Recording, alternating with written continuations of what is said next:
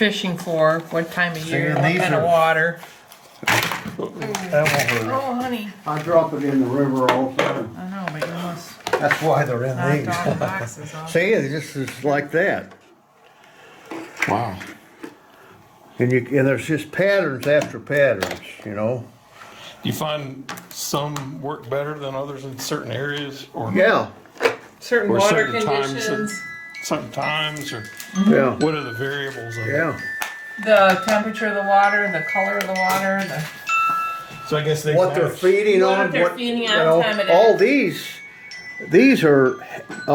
like this are, this is the immature, okay? Like early in the season. Yeah, and this is the nymph stage.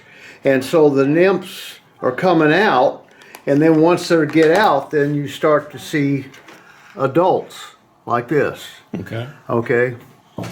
So it's different times of the year, the insects. Exactly. So you try to mimic what's out there currently in the Yeah, in like- the nature. It's The adult- not just different time of year, it could be The good day. adult for these imitations are these guys. Okay. See, What are those bugs? these What are do they call- mayflies. Mayflies.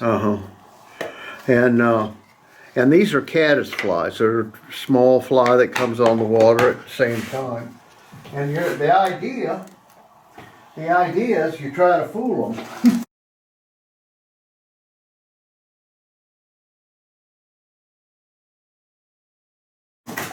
Now, what we do is we sell the supplies for those guys to tie those. Okay.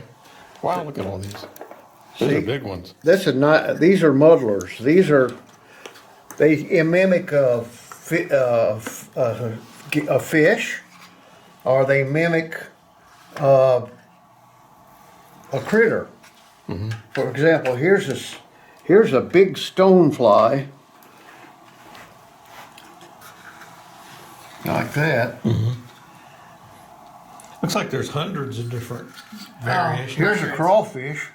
Oh wow. There's thousands. Goes in the water like this. So you have to know how to make it so that it goes in the water correctly too. Yeah, and that's crane fly. You've seen those in your yard, probably. Yeah. And you can even make a mouse because trout eat mice. Really. At night. So you fish those at night? Yeah, yeah. That is something else. Because they're swimming across the river, they get out in the night and move across. Trout love them. Look at that. That is cool. Yeah. That looks like a dragonfly. Is that right?